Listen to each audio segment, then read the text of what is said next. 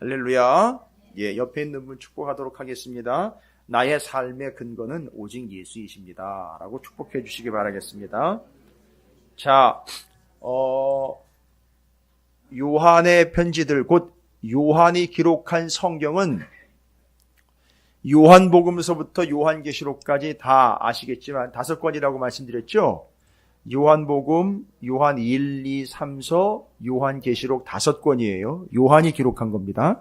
그러니까 이 사람이 만만한 사람이 아닙니다. 그러니까 우습게 보시면 안 돼요. 여러분이 뭐 그러실 리는 없습니다만 쉽고 간단하게 볼 뿐은 아니에요. 그리고 이분은 역사적인 증인이에요. 왜냐하면 모든 제자들 중에 생명을 다하여 끝까지 살아남았다가 자연사한 분입니다. 그러니까 교회의 역사와 순교자들의 역사, 교회에서 유명하다는 사람들은 다 사도 요한이 이미 정리를 끝낸 사람입니다.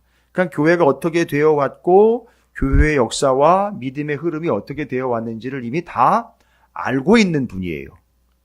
또 이분은 또 헬라 철학이나 헬라 사상에 능한 분이기 때문에 말씀이 기록된 것은 유대적인 사상으로 이 구약 39권의 내용들이 다 정리가 돼야 되지만 이걸 어떻게 헬라 철학이 만연되어 있는 그 당시에 로마가 지배하고 있는 세계에 이걸 어떻게 설명을 할까 할 때 헬라 철학을 근거로 유대인의 그 히브리적인 사고방식과 그 헬라 철학의 사고방식들을 잘 조화를 이루어가지고 설명을 해낸 아주 뛰어난 학자이기도 해요.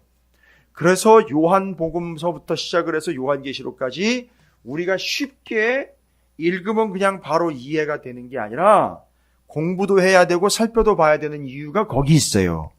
그래서 이분이 그 당시에는 쉽게 설명을 하려고 쓰셨으나 우리가 봤을 때에는요 그렇게 만만하게 볼 수 있는 성경들은 아니라는 거예요.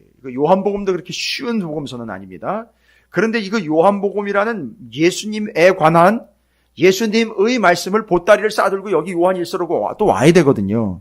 물론 요한복음이나 5권의 성경은 배경은 90년에서 95년경인 극심한 핍박이 이루어질 때의 상황이기 때문에 성경 자체가 성경 66권의 맨 마지막 때에 기록된 성경들이라고 이야기를 하지만 당시의 배경은 예수를 믿는 것 때문에 극심한 핍박을 받고 있는 아주 어려운 상황에 5권이 기록이 되어 있다는 걸 전제로 하셔야 돼요. 그래서 한 구절 한 구절이 왜 이런 얘기가 쓰였는지를 그 배경하에 연구를 하셔야지, 그 배경하에 받아들여야지. 그냥 도서관에 앉아가지고서 읽고 싶은 책이나 쫙 빼입고 요즘처럼 커피숍 가가지고 먹고 싶은 거나 적어주세요 해가지고선 주문해 먹는 이런 시기에는요, 솔직히 말씀드리면 어울리지가 않아요. 그렇게 편리한 복음과 그렇게 편리한 말씀이 아니에요. 싫으면 말고 좋으면 희석되는 그런 취사 선택할 수 있는 그런 말씀이 아니에요. 왜냐? 요한이 기록한 5권의 성경이 기록할 당시에는 싫으면 그만이지라는 게 아니에요. 싫어도 붙잡아야 되는 게 예수인 거였어요. 죽기 싫으면 붙잡아야 되는 게 예수예요. 그런데 당장 핍박이 오니까 당장은 먹고 살게, 아니 당장은 목으로 칼이 들어오니까 당장은 살궁리를 해서 당장은 뭐합니까? 나 예수 몰라요 라고 도망가 버리지만 결국 그게 영원한 죽음으로 가는 길이라는 걸 요한은 계속해서 이야기를 하고 있어요. 여러분, 제 말이지 그때나 지금이나 다르지 않습니다.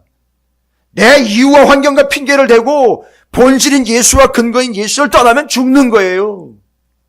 여기서 목사가 다른 얘기를 할 수가 없어요. 짬 좀 내서 신앙생활 하시죠. 세상에 그런 얘기가 어디 있습니까?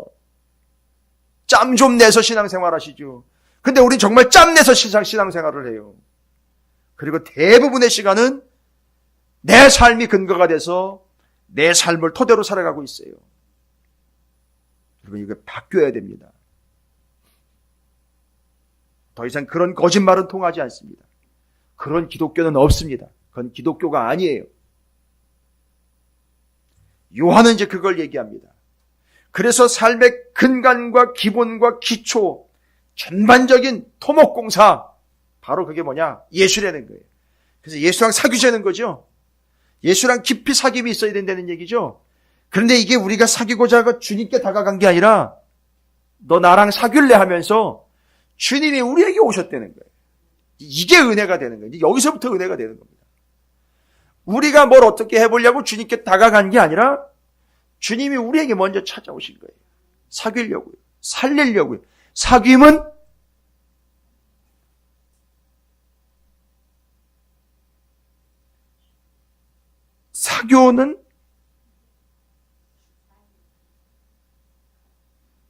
사교는 사기로 가는 것이고 사귐은 삶으로 가는 거예요.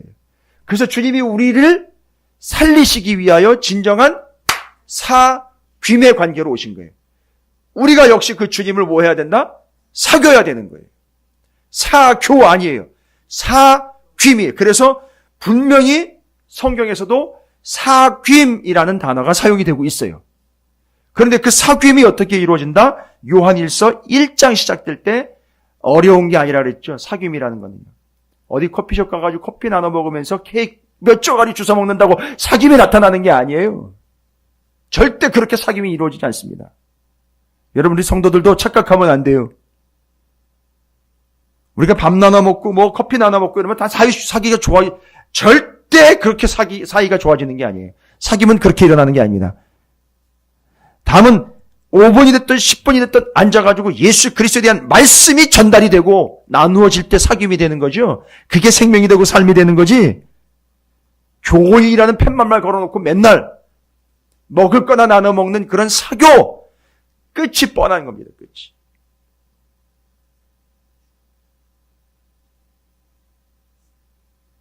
자, 그러면 그 사귐은 어떻게 이루어진다고 그랬죠? 요한일서 1장 1절부터 2절 제가 얘기를 했어요. 사귐에는 세 종류의 사귐이 있다 그랬죠. 사귐에는 세 종류의 사귐이 있다 그랬죠. 이건 벌써 잊어버리신 건 아니겠죠. 사귐이라는 말을. 삼위일체 성부, 성자, 성령, 삼위일체 하나님 사이에서 일어난 사귐이 있어요. 그게 사귐의 원형이에요. 그러니까 사귐이라는 걸 보니까 성부, 성자, 성령, 삼위일체 하나님이 서로 사귀신다는 얘기잖아요. 그러면 그 특징이 뭘까요? 절대 이 고리가 끊어지지 않아요. 떨어지지 않습니다. 그렇죠. 그게 사귐이에요. 근데 사귐은 헬라어로 뭐라 그랬죠? 코이노니아라 그랬어요. 이 코이노니아를 사람들이 오해를 해요. 저기 친교실 가가지고 커피 나눠 먹고 밥 나눠 먹으면 친교가 되는 거라고 코이노니아라고 착각을 해요. 아니요, 절대 그런 거 거짓말하지 마세요. 그건 거짓말이에요. 밥 나눠 먹고 커피 나눠 먹는다고 코이노니아가 되는 게 절대 아니에요. 그냥 아니에요. 절대 아니에요. 근데 교회에서는 그런 걸 코이노니아라고 자꾸 이야기를 해요. 코이노니아라는 말은 사귐, 그 다음에 친교, 그 다음에 친분을 이야기합니다. 맨 마지막에 나누어 주다라는 거예요. 나누어 주다. 뭘 나눠주는 겁니까? 우리 안에 있는 하나님의 말씀, 내 안에 있는 말씀을 서로 나누어 주는 게 그게 사교, 친교, 코이노니아예요. 진정한 사귐입니다. 그러니까 지금 만나가지고 성도들이요, 매일 만나가지고 뭐 하는가 했더니만 우리 감리교회는 속회라는 게 있어요. 근데 여러분, 이 속회가 처음에 웨슬리 목사님이 감리교를 시작할 때 정말 이 속회가 아주 파워풀했어요. 진짜요. 제가 잠깐 얘기 드릴게요. 정해진 날짜에 속회로 모입니다. 감리교회 처음 시작이 그거였었어요. 아주 정해진 날짜, 정해진 시간에 딱딱 모여가지고요. 그 웨슬리 목사님이 살고 있는 동네 사람들이요, 웨슬리 목사님을 보고 시계를 맞춘 거 아시죠? 산책 나가는 걸 봐, 지금 몇 시구나 해가지고 그 시간에 시계를 맞췄다고 그래요. 거기다 딱 맞춰가지고. 그래가지고 감리교회가 영어로는 메소디스트예요. 발음 잘하셔야 됩니다. 메소디스트 하면 발음이 구려요, 이렇게 얘기를 해요, 사람들이. 애들이 그러면 무시해요. 메소디스트 이래야 돼요. 혀를 깨물어야 돼요. 그렇죠. 이게 번데기 발음이라 그래서 메소디스트라고 그래요. 근데 그게 메소디스트라는 말의 뜻이 뭐냐면 규칙쟁이라는 뜻이에요. 워낙에 시간과 워낙에 자기들의 역할을 철저하게 지켰기 때문에 웨슬리 목사님을 보면 아주 철저했어요. 그래서 감리교회라는 메소디스트라는 말이 거기서부터 나온 거예요. 그런데 그렇게 감리교회가 처음에 확산이 될 때 어마어마한 파급 효과를 가지고 왔었거든요. 근데 어떻게 해서 영향력을 미쳤느냐 보니까 정해진 시간, 속회로 모였어요. 소그룹이죠, 요즘으로 말하면. 소그룹 모여가지고 뭐 한 줄 아세요? 한 주 동안에 그날에 나를 막 가슴 뛰게 만들고 죄를 짓는 현장에서 내가 왜 도망을 나와야 하는지, 그리고 죄를 짓는 걸 목격을 하면서 저건 아니야 라면서 어떻게 그 유혹들과 죄들을 이겨냈는지에 대한 것들을 모여가지고 나누는데, 그때 거기서 하나님의 말씀으로 승리한 것들과 하나님의 말씀에 은혜되는 것들과 하나님의 말씀이 나를 이끌었던 것들과 모든 것들 다 큰 걸, 하나님의 말씀을 어떻게 적용을 했고 하나님의 말씀이 어떻게 나를 이끌었으며 하나님의 말씀이 어떻게 역사했는지를 그 자리에서 모인 거예요. 그러니까 이게 어마어마한 능력과 파워풀한 효과가 나타나는, 쫙 번져나가는 거예요. 온 영국으로 번져나갔어요. 그게 처음에 속해있었어요.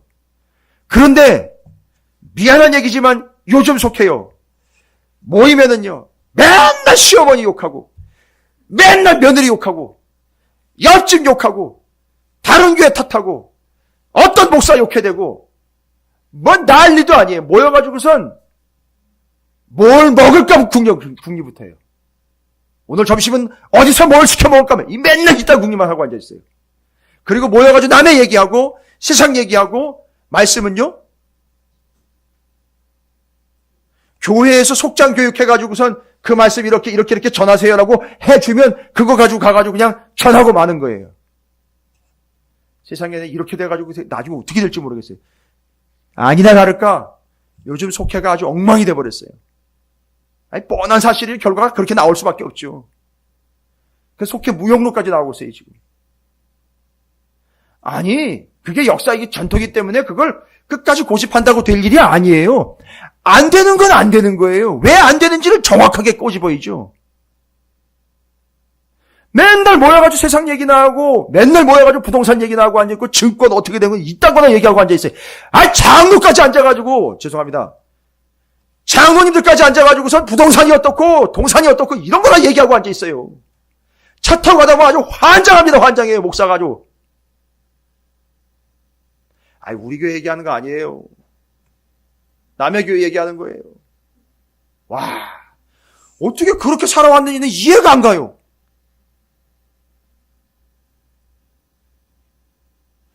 그게 속회에서 이루어지고 있다고요. 그러니까 속회가 되겠냐고요. 그건 코이노니아 아닙니다. 코나풀라 그래요. 이거 여러분 신조어인 거 아시죠? 코이노니아에 반대되는 말 코나풀라. 뭐 헬라어인 줄 아시죠? 코나풀라. 코이노니아 아니에요. 코나풀라예요. 코나풀라. 그게 뭐 하는 겁니까, 여러분? 진정한 교제는요, 내게 그 사람한테 나누어 줄 게 있어야 되는 거예요. 나누어 줄 게 뭡니까? 말씀이에요. 진짜 양식. 속회에 모여가지고선 밥 안 먹고 헤어져도 좋아요. 하나님의 말씀을 받아가지고 이 말씀이 내게 탁 적용이 되면 그걸로 끝이에요. 그게 사람 살리는 거예요. 그래가지고 이 사람이 속회에서 말씀 나눠가지고요, 술집을 지나가는데, 이게 간증들이 나오는 거예요. 거기서 처음에 말씀 나눴는데 그 말씀 나누는 거, 로마서 말씀, 막 신약의 말씀들 나누고 이건 막 은혜 받아가지고 집으로 돌아가는데, 그 당시에는 사회가 막 썩었으니까요. 지나가는데, 이 길거리에 있는, 맞아요. 술 파는, 술 주전뱅이들, 술 파는 여인들, 심지어는 몸을 파는 여인들, 제가 이걸 폄하하거나 구분하는 거 아닙니다. 그 당시 상황이 그랬으니까요. 가만 안 내버려둬요. 이 사람이 교회 다니는 사람인지 아닌지는 따질 필요가 없어요. 그냥 지나가면 그냥 밥이에요. 그냥 낚아챕니다. 이럴 때 이 사람들이 거기서 어떻게 넘어가느냐? 바로 그 말씀. 그 말씀 받았던 거를 여기다 새겨가지고 이 말씀을 묵상하면서 길을 가다 보니까 그런 유혹이 와도 어떻게 해요? 다 이겨내는 거예요. 뚫고 나가는 거예요. 아니요, 나는 교회 다니는 사람이에요. 아니요, 난 예수 믿는 사람이에요. 아니요, 나는 예수 믿어요. 이렇게 넘어가더라는 거예요. 여러분 그 사람이 만약 거기 모였는데 말씀을 나누지 않고 밥이나 잔뜩 먹고 나갔다고 보세요. 트름이나 극극해대면서 그런 유혹이 올 때 어떻게 돼요? 넘어간단 말이에요. 그러나 그 사람에게 뭘 나눠줬기 때문에요? 말씀을 나눠줬기 때문에 이 사람이 유혹을 이기며 뚫고 갔다는 거예요. 이게 진정한 교제예요.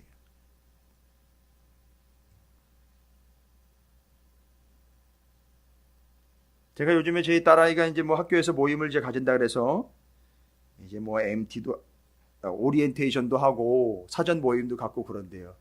그럼 이제 딱 두 종류로 나뉜대요. 주류, 비주류로 나눈대요. 주류, 비주류 뭔지 아시죠? 주류, 예, 술 먹는 파. 비주류, 술 안 먹는 파. 근데 여러분 그 술 안 먹는 비주류파에 진주파가 있는 거 아세요? 진주파? 뭔지 아세요? 진주파. 진짜 주인이 누구야? 진주파. 예수 믿는 애들이 있대요. 그래서 나는 신앙적인 관계로 술을 먹지 않습니다라고 선포를 하고 비주류로 오는 거예요. 그게 진주파라고 해요. 진주파. 예, 진짜 주님을 믿는 사람들의 모임이에요. 그게 언제까지 갈지 잘 모르겠지만 끝까지 가겠죠. 처음에 그걸 선포를 잘해야 되는 거죠. 요거예요. 그래서 비주류들이 모여가지고 예수 믿는 사람들이 그걸 근거로 삼고 있다는 거를 제가 제 딸아이한테 들었어요. 그래서 이런 구분들이 어떻게 할 수 있느냐. 나눔이에요. 거기서 뭘 줄 수, 말씀이 있어야 되는 거죠. 자, 그러면 사귐입니다. 어떻게 사귐이 일어나느냐? 1장 1절 태초부터 있는 생명의 말씀에 관한 우리가 듣고 보고 만졌다라는 건 경험했다는 얘기죠. 바로 뭘 통해서 사귐이 일어난다? 사귐의 세 종류 얘기하다가 지금 여기까지 왔죠. 삼위일체 하나님의 사귐이 있고 우리와 주님과의 사귐이 있고 우리끼리의 사귐이 있죠. 그렇죠. 이 사귐은 어떻게 일어나는 거다? 바로 여기 1장 1절에서 2절 거기 나와 있는 그대로 사귐이 이루어지죠. 주님과의 사귐 뭘로 이루어집니까? 주님이 말씀하신 말씀을 듣고 보고 그 말씀을 경험하는 거예요. 만졌다라는 게 경험한 거. 그걸 통해서 주님과의 뭐가 일어나요? 사귐이 일어나요. 그러면 옆에 있는 사람과는 어떻게 사귐이 일어납니까? 그렇게 주님과의 사귐일 때 보고 듣고 경험한 바의 말씀을 나누는 거예요. 전함으로 그게 이 사귐이 일어나는 거예요. 됐죠? 그래서 우리 서로 축복했잖아요. 당신 나랑 사귈래? 옆에 있는 분 축복하세요. 당신 나랑 사귀시다 라고 축복하세요. 여기서의 사귐이 진정한 코이노니아요. 여기서의 사귐이 일어나려면 뭐가 있어야 된다? 말씀을 보고 듣고 나눈 것. 그렇죠. 보고 듣고 경험한 것을 나누며 전하는 걸 통해서 진짜 사귐이 나타난다는 거예요. 됐죠? 와우. 그래서 이렇게 나누다 보면, 말씀을 이렇게 나누다 보면 이 사람이 어떤 삶을 살게 돼 있다는 거죠? 주님과의 사귐도 말씀, 우리 형제 지체들과의 사귐도 말씀이에요. 이게 말씀을 나누면서 사귐이 일어나니까 이 사람이 무엇대로 살게 돼 있어요? 말씀대로 살게 돼 있어요. 그래서 그 말씀대로 사는 걸 무엇 가운데 거하는 삶이다라고 아예 명칭을 바꿔버렸죠? 왜요? 예수님은 우리에게 뭘로 오셨어요? 말씀으로 오셨을 뿐만 아니라 빛으로 오셨기 때문에 맞아요. 주님과 말씀의 사귐이 있으면 그 말씀의 사귐으로 성제 자매들과 또 말씀으로 사귀어요. 이 사람이 말씀 가운데 있는 사람이에요. 그러면 말씀이 빛으로 오신 분이기 때문에 빛으로 오셨다. 그래서 빛 가운데 있는 거라고도 표현을 했단 말이에요. 됐죠? 그런데 이 빛 가운데 있는 사람의 특징이 두 가지가 있었어요. 빛 가운데 있는 사람의 특징. 제가 이거 요한일서 지금 1장 설명해 드리는 거예요, 다시. 왜냐하면 오늘 말씀을 설명하기 위해 이게 전제가 돼야 되니까요. 그러면요.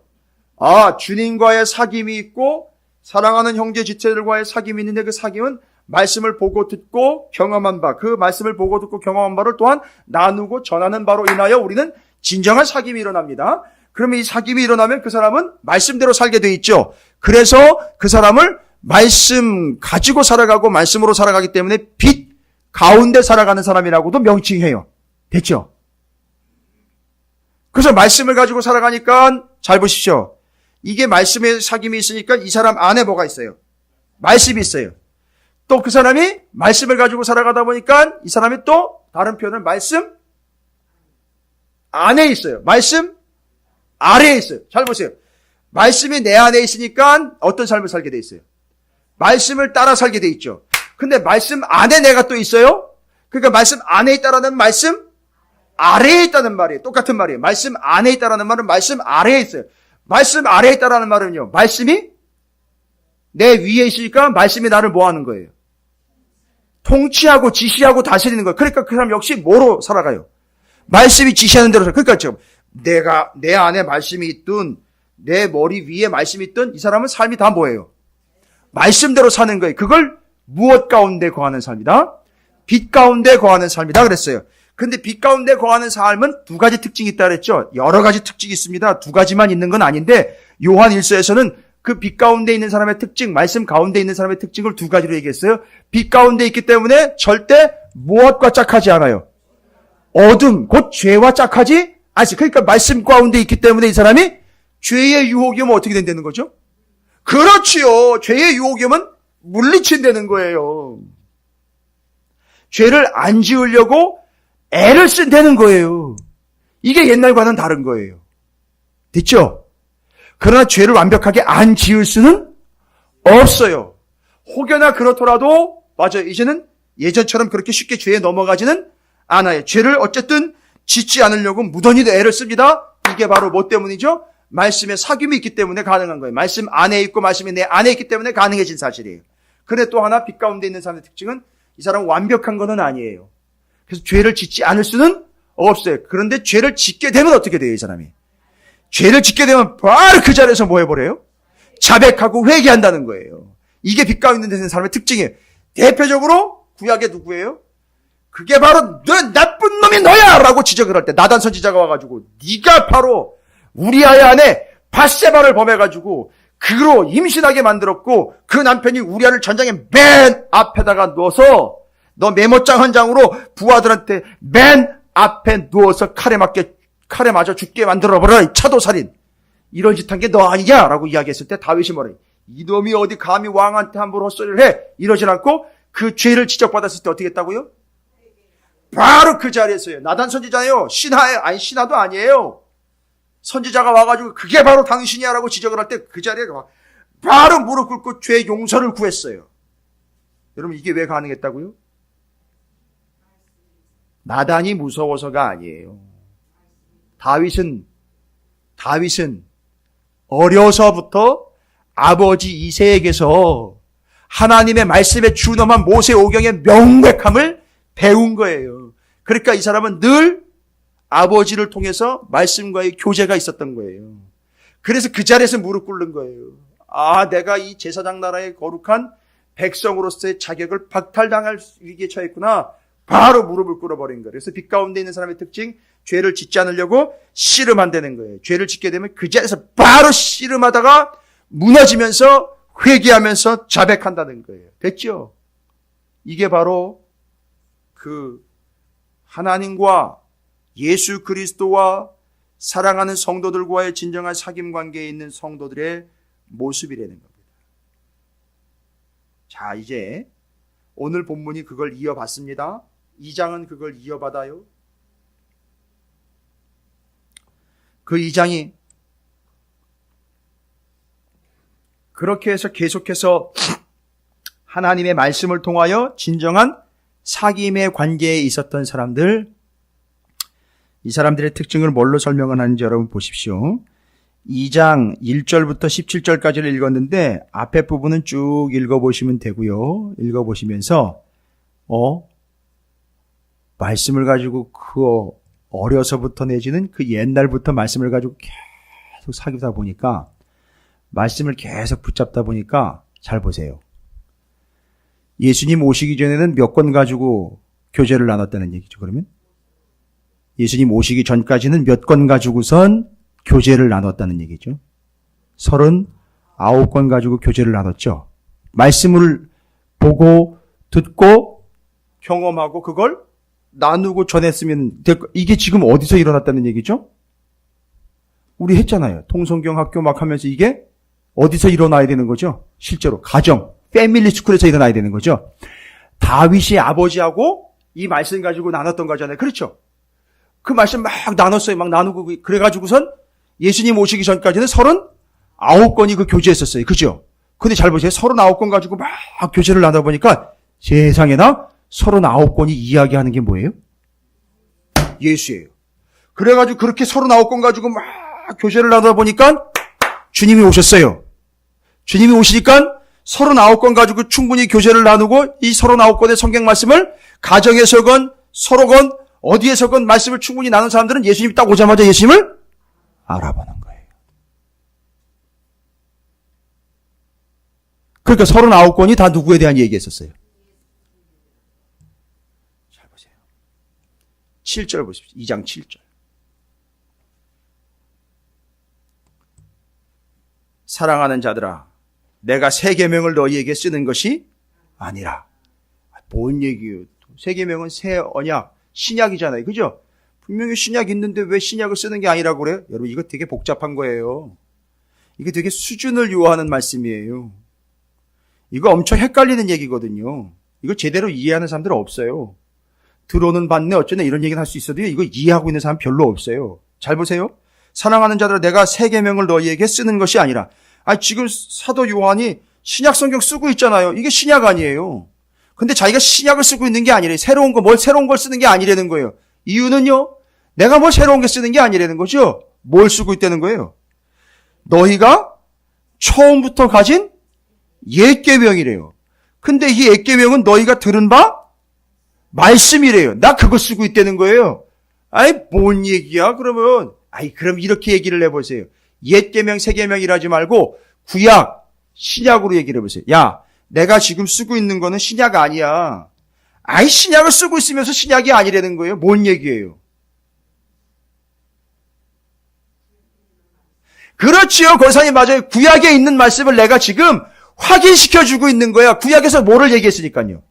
예수에 대해서 얘기했어요. 지금 요한이 누구에 대해서 얘기하고 있는 거예요? 예수에 대해서 얘기하고 예수와 사귀자는 거죠. 우리 서로 사귀다 보면 누굴 믿게 된다는 거죠. 예수 믿게 된다는 거죠. 즉 그 얘기하는 거예요. 내가 구약 얘기하는 거다 이거예요. 그런데 구약의 얘기가 누구에 관한 얘기 되는 거죠. 예수에 대한 얘기 되는 거예요. 그래서 신약은 새로운 게 아니라 구약에 이미 말씀하신 예수를 내가 이렇게 정리하고 있는 거니까 나는 새로운 걸 전하는 게 아니라는 거예요. 이제 이해가 되시죠?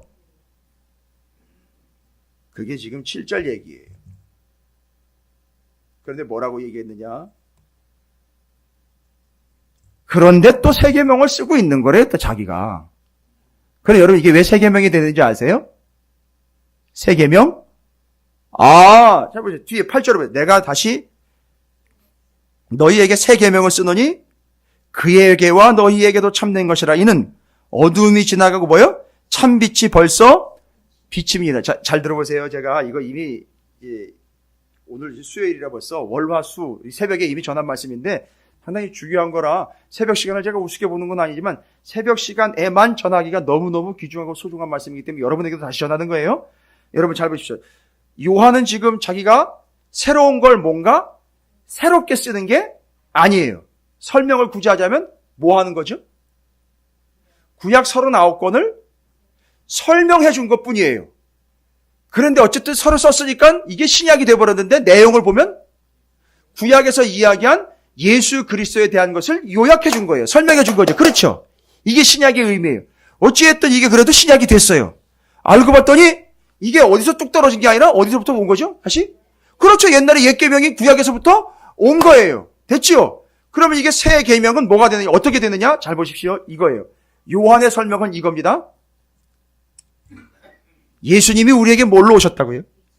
빛으로 오셨지요. 설명을 들어보세요. 이 빛이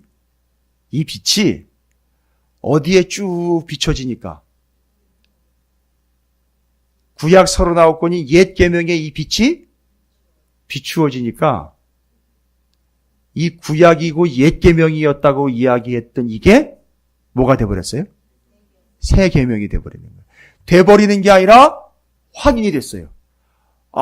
구약의 39권이 전부 다 이분에 대한 말씀이로구나 라고 비추어져 버리니 이게 새 계명인 거예요.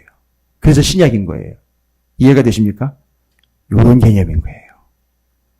그러니까 여러분 이게 요한이 대단한 사람인 거예요. 이런 개념으로 설명을 해주고 있어요. 죄송합니다만 이거 주님과의 깊은 말씀의 교제가 없는 사람들은 여기서 다 떨어져 나가요. 요한 1, 2, 3서 요한계시록 나오지만요. 맨 뒷부분이지만 맨 뒷부분에 있는 이유가 있어요. 여기서 앞에 있는 내용들 충분히 함께 사귐에서 나누지 못한 사람들은요. 여기 와가지고 다 떨어져 나가요. 뭔 얘기인지 못 알아들어요. 여러분 이건 쉽게 설명할 수 있는 부분이 아니에요. 정확하게 얘기하면 하나님의 말씀과의 진정한 교제가 없는 사람은 요한 1, 2, 3서에서 다 떨어져 나간다고요. 여기 요한 1, 2, 3서가 뭐 사랑에 대한 예시, 하나님은 사랑이시다며 이런 거에서 그냥 멈춰버리는데요. 여러분 그게 다가 아니에요. 요한은 지금 거기서 멈추고 있는 게 아니에요. 여러분 왜 하나님을 사랑하게 되는지 아십니까? 사랑하니까 사랑하게 되는 게 아니에요. 여러분 사랑할 만해서 사랑하는 게 아니에요. 하나님과 우리 구주 예수 그리스도와의 관계에서 우리가 그분과 뭐예요? 지금까지 제가 계속 말씀드렸잖아요. 깊은 사귐이 있었기 때문에 그게 사랑이 되는 거예요. 한눈에 딱 보고 반해가지고선 뿅 가서 결혼합시다. 이게 아니에요. 하나님과의 사귐은요.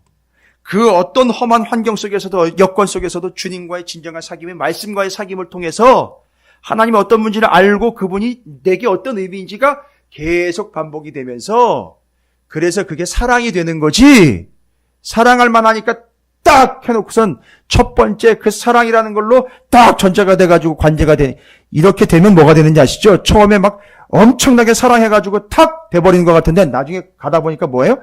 계속 실망만 나오는 거죠. 이런 관계가 아니에요. 하나님과의 관계는 그런 관계가 아니에요. 인간 관계가 아닙니다. 도대체 이해가 안 되거든요. 왜 그분이 나한테 오셨는지 이해가 안 돼요. 왜 그분이 일로 오셨는지 이해가 안 돼요. 근데 그분과 깊은 사귐이 있다 보니까 세상에나 내가 그분을 사랑 안 할래야 안 할 수가 없는 거예요. 그런 관계로 가는 거예요, 지금. 그러니까 요한 1, 2, 3, 4까지 오려면 앞에 있는 몇 권이에요? 아이, 39권만 얘기하시면 안 되죠. 요 부분까지 오려면 앞에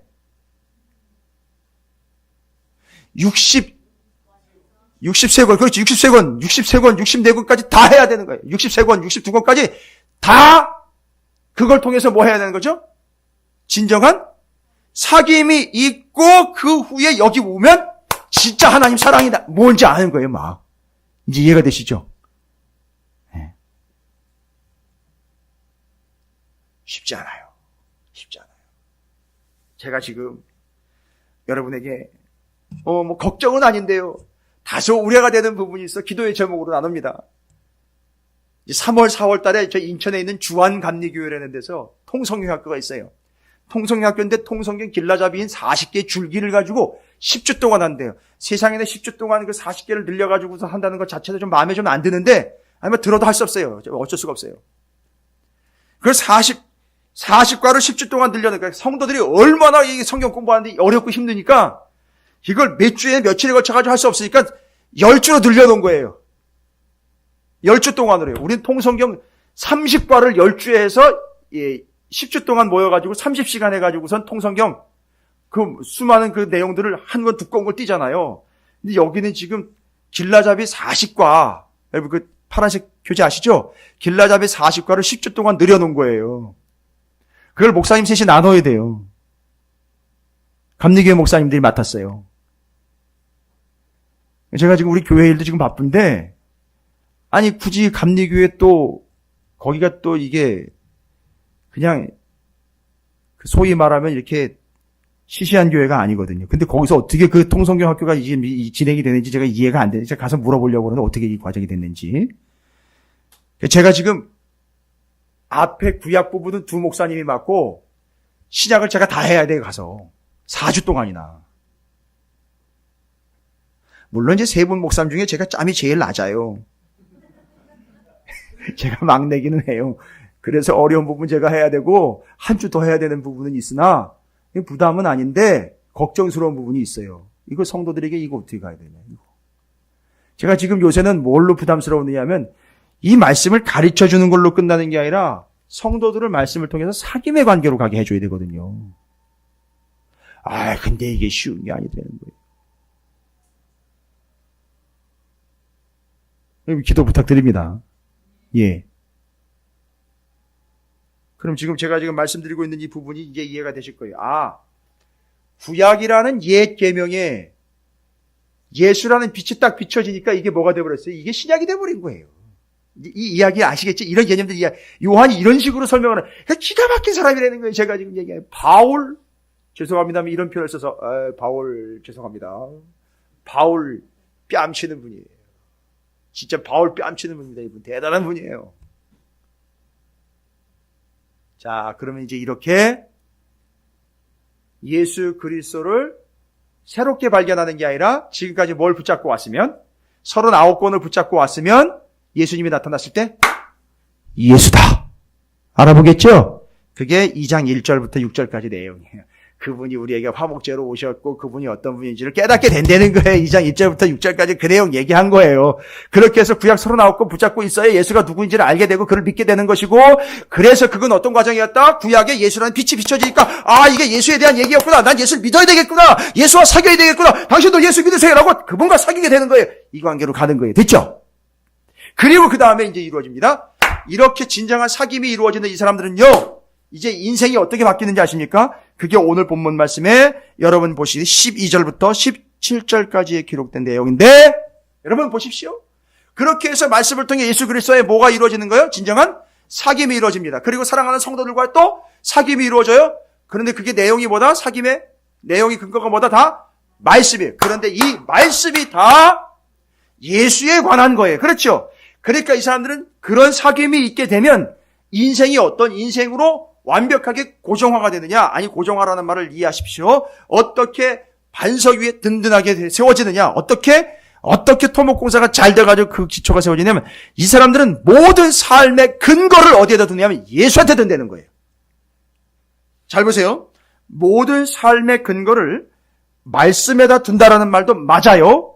그런데 이 사람은 말씀과의 교제를 통해, 말씀을 통해 교제를 끝냈기 때문에 이 사람은 이제 그 말씀이라는 거를 넘어서 모든 삶의 근거가 예수라는 거예요. 됐습니까? 제가 왜 여러분에게 그렇게 말씀, 오직 말씀을 얘기하는지 아십니까? 여러분의 삶의 근거가 말씀이신 예수 그리스도에게 있게 하기 위함이에요. 궁극입니다. 결국이에요.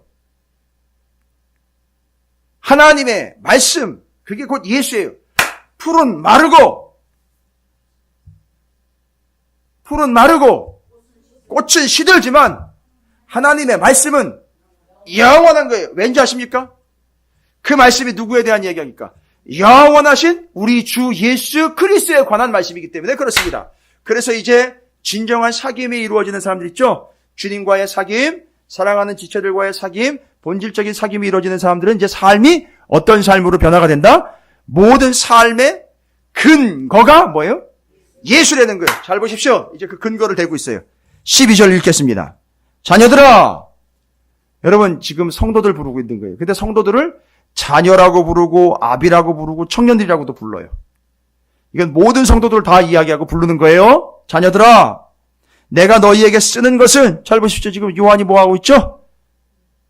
신약 쓰고 있죠? 근데 신약이 아니라 뭐예요? 구약에 예수가 비추어졌기 때문에 구약이 말한 예수를 내가 너희에게 쓰는 것은 이런 얘기죠? 그래서 신약은 결국 구약을 설명한다는 거다라고 지금 말씀드리게 된 거죠? 이해가 되시죠? 자꾸 말이 꼬이네요. 반복되면서. 상당히 중요한 내용이고 많은 내용이기 때문에 제가 마음이 좀 급해요. 예. 어제 그제 또 막 이사회를 해가지고선 지금 예전 집하고 막 다음 집하고 막 섞여 있어요, 지금. 그런데 여러분 잘 아시다시피 제가 이삿짐 센터에 이사하시는 분들을 딱 보면서, 이야, 기가 막히다, 이 사람들. 저는 조금 예전에 부목 있을 때부터 다 그 집에다만 이사를 맡겼거든요. 그 사장님이 장로님이에요. 그 장로님이 센스가 있더라고요, 또. 그 전까지는 잘 모르셨는지, 그 전까지는 오시지도 않았었어요. 뵙지도 못했는데, 이번엔 장로님께서 직접 오셔가지고선 다 진두지휘를 하시더라고요. 그러면서 이 장로님이 가시면서 그냥 가지 않고 휴지를 한 박스를 사들고 오셔가지고선 목사님 축하드립니다 하면서 이렇게 저한테 인사를 하고 가시더라고요. 장로님 감사합니다. 이 장로님이 먼저 알아서 다 챙기시고 막 하시더라고요. 그래서 편하더라고요. 제가 우리 교회 이사할 때도 장로님 좀 도와주세요. 제가 이제 부탁을 드렸어요. 알아서 하실 테니까. 어찌되었든.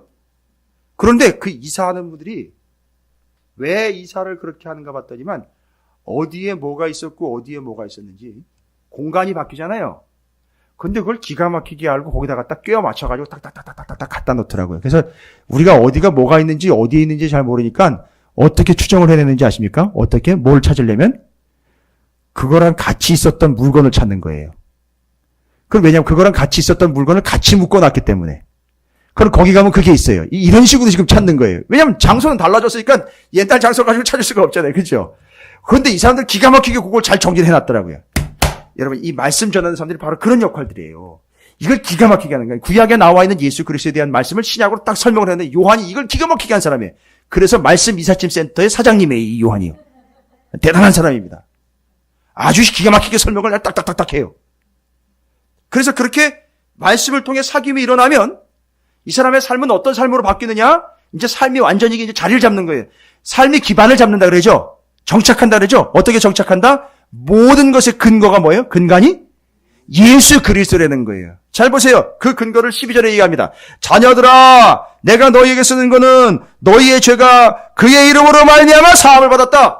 뭐예요? 근거가 뭐예요? 뭐예요 근거예요? 뭐의 근거가 예수라고 대답을 하셔야죠. 그렇죠. 내 죄 사함의 근거가 예수다 이거. 여러분 CCC에 백문일답이라는 거 훈련이 있는 거 아세요? 백문일답? CCC 기독교 선교단체예요. 저쪽에 구기동 평창동 이쪽으로 가면 거기 지부가 있어요. 본부가 있어요. 그런데 거기서 CCC에 수련회에 온 참석한 청년들 그들을 훈련할 때 옛날에 누구죠? 그 CCC 총재가 누구였더라? 김준곤 목사님이 그때 학생들에게 뭐를 이야기하느냐면 나와가지고 설교를 말씀을 전해야 되는데 아무것도 안 하고 질문만 던져요. 뭐 말씀을 설명하는 게 아니라 질문만 던져요. 우리의 생명은, 나의 구주는, 나의 양식은, 나의 빛은, 나의 길은. 이게 더 하다 보면 또 괜히 또 제가 흉내내는 거나 아류가 될 수 있으니까 이게 백문일답이에요. 질문을 뭐로 하든 답은 이걸 좀 설명하고 해야 되는데 이게 무대뽀로 그냥 애들 앉혀놓고 그냥 질문하면 무조건 예수만 대답해라라고 자꾸 얘기를 하니까 애들은 뭣도 모르고 그냥 예수만 얘기하는데 거기서 은혜 받는 애들도 있지만 잘 보세요. 여기 보세요. 그렇게 뭐 하다 보면은요. 지금 우리가 얘기하는 거예요. 뭐를 통해서 뭐를 하다 보면 말씀을 통해 사귐이 있다 보면 모든 것의 근거가 그렇죠. 그게 그거를 얘기하는 거예요. 아니 이런 내경이 있어야 되는 거예요. 그래 이해가 되는 건데 그냥 무조건 질문하면 예수만 대답해 이렇게 돼버리니까 애들은 그게 없거든요. 예수와의 사귐이 없어요. 예수와의 사귐은 뭘로 통해서 이루어진다고? 없거든요. 없는데 수련회 2박 3일 와가지고 거기서 그거 하려니까 얼마나 힘들어요 애들이. 사귐이 일어나는 게 아니라 어떤 애들은 사탄이 일어나는 거예요 이제. 사단이 일어나는 거예요. 문제가 생기는 거예요. 그러니까 막 왔다가 도망치기도 하고 뛰쳐나가기도 하고 막 이런 일들이 발생되는 거예요 이제. 진정한 교제와 사귐이 없는 상태에서 예수를 계속 근거도 자꾸 늘려요. 그러니까 안 되는 거죠. 물론 이제 그런 선교단체들이 앞으로 계속 하면서 예수 그리스도와의 말씀과의 진정한 사귐으로 이제 이끌어 가주겠죠. 그걸 위해서 시작한 걸 거예요. 그렇지만 바로 우리가 요한일서를 통해서 정확하게 정리하는 바는 그거예요. 근거가 뭐다? 이 사람들은 지금까지 뭐를 해왔다는 얘기죠? 사귐이에요. 뭘 통해서요? 말씀의 내용이 누굽니까? 잘 보세요. 다 철저하게 완벽하게 딱 끼워 맞추시죠? 그래서 근거가 예수예요. 그런데 근거를 댑니다. 내가 죄 사함 받은 근거는 예수 그리스도라는 거예요. 그 다음에 근거는 뭐래요? 아비들아, 내가 너희에게 쓰는 것은 너희가 태초부터 계신 이를 뭐예요? 여러분 태초부터 계신 이라는 얘기는요. 하나님 아버지를 얘기하는 게 아니라 요한복음에서 태초에 그렇지요. 그 말씀이 로고스인데 그게 누구예요? 예수다. 그 예수가 언제부터 계셨다? 태초부터. 그래서 너희가 그 예수를 뭐예요? 알았다는 거예요. 그러니까 우리 알매 대상이 누구라는 거죠? 여러분 진짜 그런 은혜되지 않는 말 있죠? 은혜 안 되는 말. 쥐뿔도 모르면서. 예? 그런 얘기 있잖아요. 그죠? 여러분 이건 세상에 말하는 얘기지만 진짜 교회 다니면서 교회가 쥐뿔도 몰라요. 뭐를 모른다? 예수를 몰라요. 예수는 어떻게 알 수 있어요? 말씀과의 사귐이 없으면 절대 몰라요. 절대 몰라요. 그냥 내가 예수 믿고 복 받은 것 같아 라고만 이야기해가지고 그걸 전도랍시고 전하는데 여러분 그건 다가 아니에요. 틀렸다는 게 아닙니다. 그게 다가 아니에요. 근데 그걸 다로 받아들여요, 사람들은. 그러니까 사귐이 있는 게 아니라 몸을 노리는 거죠. 그렇죠. 복을 노리는 거죠. 기복신. 그 사교의 맨 종점이 뭔지 아십니까? 사교의 맨 종점이 기복신앙이에요. 예수를 어떻게 하는 거죠? 이용해서 복을 끌어당기는 게 그게 기복신앙이에요.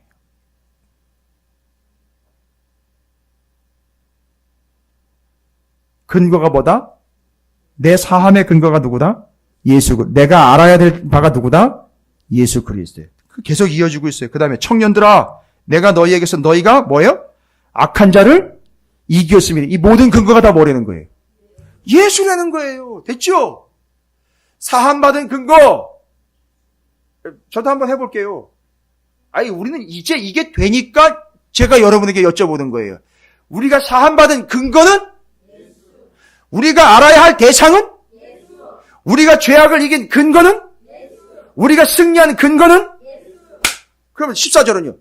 또 반복돼요. 또 뭐래요? 아비들아 내가 너희에게 쓴 것은 이건 또 옛날에 쓴 거래요. 이건 복음서를 얘기하는 거예요. 요한복음. 그렇죠? 그럼 뭐래요? 또 얘기합니다. 너희가 아버지를 아니 어떻게 아버지를 알았어요? 그 근거는요. 누구를 알았으니까? 그렇죠. 예수를 알았기 때문에 누구를 아는 거나 마찬가지죠. 아버지를 아는 거나 마찬가지. 근거가 뭐라는 거죠? 예수예요. 지금 여러분 우리는 근거를 찾고 있어요. 근거, 기초, 기본, 근거. 성경에 나와 있는 걸로만 반석. 됐죠? 근거가 뭐다? 예수예요. 하나님을 알게 된 근거는? 그렇죠. 예수예요. 아비들아 내가 너희에게 쓴 것은 너희가 태초부터 계신 이를 또 뭐래요? 앞에는 누구를 알았어요? 아버지를 알았고 뒤에는요? 예수 그리스도를 알았어요. 우리가 알아야 할 대상 누구? 예수예요. 그 다음에 뒤에는요. 또 나와요. 청년들아 지금 14절 하고 있어요. 청년들아 내가 너희에게 쓴 것은 너희가 강하고 하나님의 말씀이 너희 안에 잘 보십시오. 강하게 되었고 심지어는 뭐래요? 하나님의 말씀이 너희 안에 거했대. 여러분 이건 순서 바꿔야 되는 거 아시죠? 여기 지금 제가 강하고라는 말과 말씀이 너희 안에 거함을 바꿔야 된다 그랬잖아요. 왜요? 그렇죠. 말씀이 곧 누구니까요? 예수고 그 말씀이 우리 안에 거하니까 우리가 어떻게 됐다는 거죠? 강하게 된 거니까 내가 강한 게 아니죠. 뭐가 강하다는 거죠? 말씀이 강화되는 거예요. 할렐루야. 여러분 있습니까 말씀? 말씀이 있는 자가 강한 거예요. 강한 자한테 말씀이 가는 게 아닙니다. 이거 제가 강력하게 얘기 드려야 돼요. 강력한 자한테 말씀이 가는 게 아니에요. 말씀이 들어간 자가 강력하게 되는 거지. 그런 시험, 그런 아픔, 그런 고통을 어떻게 이겨냅니까? 강해야 이겨내죠. 보니까 그 사람에게는요, 말씀이 있더래요. 그래서 강한 거예요. 강력한 사람에게 말씀이 가는 게 아니에요. 말씀이 들어간 그 사람이 강력한 사람이 되는 거예요. 그래서 어떻게 되는 거죠? 그렇기 때문에 너희가 뭐를 이겨요? 흉악한 자를 이기었습니다. 잘 보세요. 지금 거기 뭐예요? 13절은 너희가 악한 자를 이겼다고. 14절에서는요. 악과 흉악은 도대체 차이가 뭡니까? 악과 흉악은 차이가 뭘까요? 맞아요, 권사님. 예, 맞습니다. 지금 악한 것과 흉악한 걸 치면요. 더 극악무도해지는 걸 얘기하죠. 그런데 잘 보십시오. 그걸 다 어떻게 된다는 거죠? 이긴다는 거죠. 근거가 뭐라는 거예요? 예수 그리스도. 예수 그리스도를 어떻게 우리는 얻습니까? 말씀이요. 그 말씀의 사귐을 통하여 예수 그리스도가 우리에게 뭐가 되어버렸어요? 우리의 삶에 뭐가 되었다? 근거가 됐기 때문에 내가 어떤 존재가 됐죠? 강력한 근거가 되어 악을 이기고 흉악한 자를 이기게 됐죠? 근데 여러분, 악한 것과 흉악한 건 뭡니까? 지금 아니, 이 시대가 무슨 시대인데요? 이 시대가 무슨 시대인데 악과 흉악이 지금 반복해서 더 센 흉악범들로 이야기되면서 흉악과 악이 막 나옵니까? 지금 이 상황은 어떤 상황입니까? 그렇죠. 너무너무 심각하게 교회를 뭐예요? 핍박을 하는데 아주 잔인무도하게, 극악무도하게 핍박을 합니다. 그 악한 자들, 거기에 더 흉악하게 사랑하는 성도들을 찢어 죽이고 말려 죽이고 태워 죽이려고 하는 바로 그 극악무도한 자들을 어떻게 할 수 있다? 이길 수 있다는 얘기는 뭘 지켰다는 얘기예요? 뭘 지켰다? 믿음을 지켰다. 뭘 통해서? 말씀을 통해 누구와의 교제가 일어나니까? 예수와의 교제가 일어나니까 그 사람이 어떻게 되어버렸어요? 강력한 존재가 되어 그 흉악과 악을 이겼다는 거죠. 그러면 흉악과 악을 부셔버렸다가 아니라 흉악과 악이 위협을 할 때에도 뭐를 버리지 않았다? 그렇죠. 그러면 누구와의 뭐를 버리지 않았다는 얘기죠? 예수와의? 그렇지요. 뭐 때문에 그렇게 안 버리게 됐다는 얘기죠? 말씀이 있었기 때문에 그렇게 됐다는 얘기예요. 그러니까 여러분, 사도들이 왜 목숨 걸고 말씀을 교회에 전했고 왜 성도들에게 말씀을 목숨 걸고 가르쳤는지 이제 아시겠죠? 이와는 반대로 무슨 일이 일어났다는 거죠? 실제로는요? 실제로 성도들은 다 버리고 갔다는 거예요. 에이, 나쁜 인간들. 에이, 정냄이 떨어지는 인간들. 이 아니라 왜 그런지 이제 이해가 되시죠? 왜 그런지 이제 이해가 되시죠? 왜 그런 일이 생겼는지 이제 이해가 되시죠? 그러니까 사도 요한은 지금 현재 그 적은 인원이지만 교회에 남아있는 그들에게 뭘 얘기하는 거예요? 어렵고 지금 힘들지만 이걸 피해가거나 이걸 변명과 이유로 삼지 말고 오히려 이 어렵고 힘든 상황 속에서 더욱더 뭐 해라? 뭐를 통해서? 그렇죠. 말씀을 통해서 누구와? 예수 그리스도와 사귀어서 너희들이 어떤 존재가 되어? 강력한 존재가 되어 무엇과 무엇을 이겨라? 악과 흉악을 이겨라. 그래서 지금 너의 삶의 근거는 무엇이다? 예수 그리스도. 우리는 참 좋은 직장 들어가면 예수를 엄청 지켜 세우죠. 그렇죠? 그리고는 내가 지금 엄청나게 고통을 당하고 있으면 그거는 내가 왜 예수를 믿었는데 이런 일을 당해야 돼? 라고 이야기합니다. 아니요. 그것도 근거는 뭐예요? 예수 그리스도. 왠지 아십니까? 그 고통과 아픔 속에서 나의 삶이 조정되어 누구에게로 사귐을 이끌어내도록 하기 위한 거죠. 그래서 이 사람은 그 고통 속에서 이것도 아니고 저것도 아니고 저것도 정답이 아니고 이것도 정답이 아니구나. 나한테 누구밖에 없구나. 다 도망가고 다 무너지고 다 망하고 다 거덜나고 아무것도 없네. 에이 짜증나. 내가 예수 믿은 게 교작 이런 거야가 아니라 결국 이것저것 다 없고 사라지고 무너지고 다 넘어졌으나 이제 나한테는 오직 예수밖에는 없구나 하고 진정으로 예수에게 다가가는 거예요. 이걸 목적하시는 거예요. 이게 요한계시록에도 나와 있는데 이번 주에 우리가 살펴야 될 왜 우리에게는 재앙이 임하는가예요. 왜? 여러분 그만한 수준을 갖추게 하기 위함이라는 사실이에요. 그만한 수준을 갖추기. 하나님 나라에 적합한 수준, 구원받을 만한 수준을 갖추게 하기 위해서 그런 재앙 속에서 재앙을 이기고 예수 그리스도를 근거로 삶을 살아가는 존재들로 만들기 위함이라는 겁니다. 여러분, 제가 왜 말씀 교육을 하고 왜 말씀 거는데 목숨을 거는지 이 한 가지 예로 말씀을 정리하도록 하겠습니다. 여러분 타이타닉호 아시죠? 타이타닉호가 그 당시에는요 아주 보기 드물 정도의 초호화선이었고 세계 최초로 거대한 유람선이었습니다. 와, 엄청난 조선술이 발달된 그 조선술의 총체였었어요. 그래서 얼마나 배를 잘 만들었느냐 하면요 이 배는요 만약에 배가 밑바닥에 구멍이 나면 그 배 한 구멍 난 배 공간이 완전히 차단이 돼가지고 다른 데는 물이 들어가질 않게 돼 있대요. 그렇게 해서 배를 얼마나 철저하게 설계를 잘했는지 이 조선업의 총체예요. 그래가지고선 배가 만약에 침몰이 돼도 반나절 이상, 그러니까 하루에 반나절 이상이 돼야 다 침몰이 될 수 있게끔 그렇게 구조를 만들었다는 거예요. 어마어마하게 기술을 집약을 시켜가지고. 근데 여러분 이 타이타닉호가 몇 시간 만에 침몰된지 아십니까? 2시간 반 만에 침몰이 됐어요. 2시간 반 만에.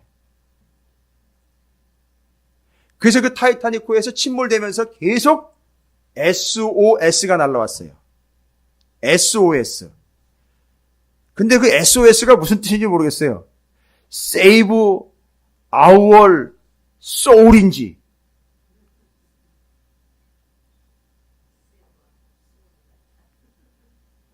예?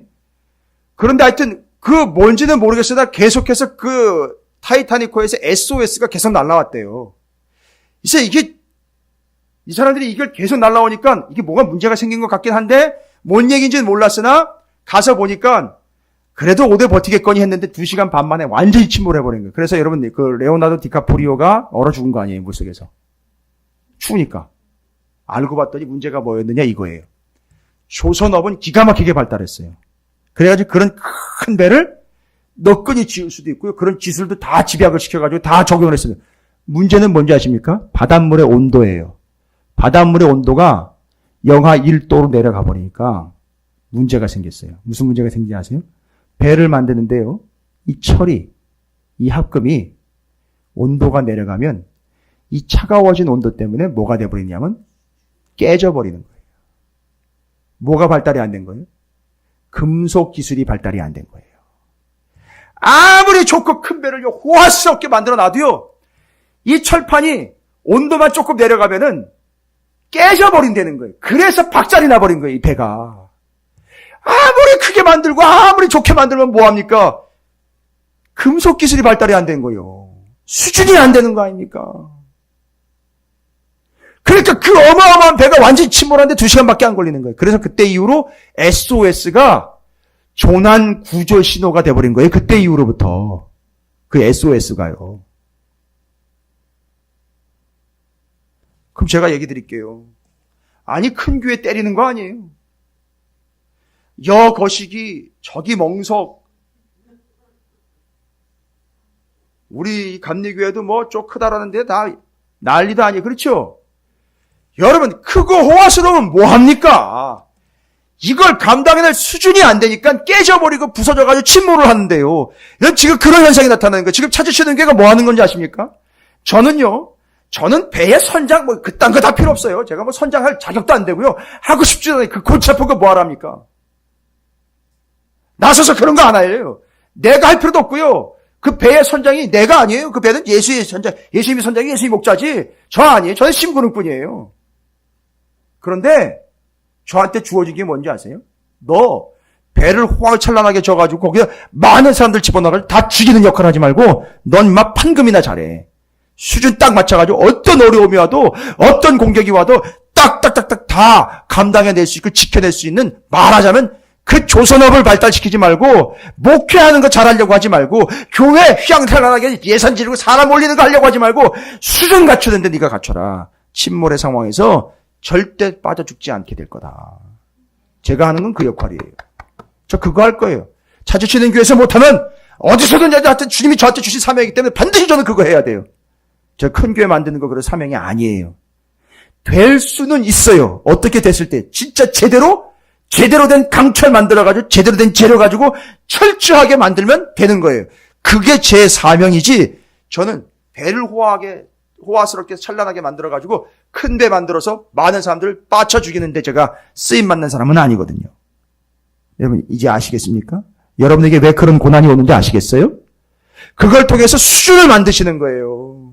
그걸 통해서 그걸 겪어낼 수준을 통해서 이 다음에 어떤 고통과 아픔과 어떤 유혹과 어떤 핍박이 와도 그걸 이겨내므로 구원받는데 수준에 맞게끔 하나님이 하시는 거라고요. 근거가 누구냐? 예수예요. 그런 삶으로 가시길 바라겠습니다. 우리 교회와 사랑하는 성도들의 수준이 어디까지인지는 저는 판단할 수 없어요. 그러나 저는 수준 판단하는 건 둘째치고요. 저는 그렇게 제대로 된 수준 될 수 있도록 저는 그렇게 계속 당금질하고 철판 준비할 거예요. 수준 될 수 있고 수준으로 그 재료를 철저하게 만들어서 절대 파손하여 호화스러운 배가 일순간에 침몰하는 일 없도록 그렇게 갈 거예요. 여러분들도 왜 내가 이런 일이 닥치고 왜 나는 이런 걸 겪어야 되느냐? 수준 때문에 그래요. 여러분의 수준을 만들어 가시는 중이니까 근거이신 예수 그리스도를 통해서 온전한 믿음의 수준으로 여러분 모두가 다 준비되어 완비되는, 그래서 이제 마지막 때 주님 다시 오시기 전에 어떤 환난과 핍박이 와도 다 이겨내고 감당하여 예수와 함께 하나님의 나라의 거룩한 백성 될 수 있도록 하나님이 계획하신 일이 이루어지게 되기를 주님의 이름으로 축복합니다. 함께 결단하겠습니다. 딱 한 가지만 결단하시면 되겠습니다. 아주 요약해서 명료하게 기도하시기 바랍니다. 내 삶의 모든 이유와 근거는 예수 그리스도가 되기를 원합니다. 요 한마디로 기도하시고 함께 결단하도록 하겠습니다. 주의 이름을 한번 모르시고 함께 소리내어 기도합니다. 기도하겠습니다.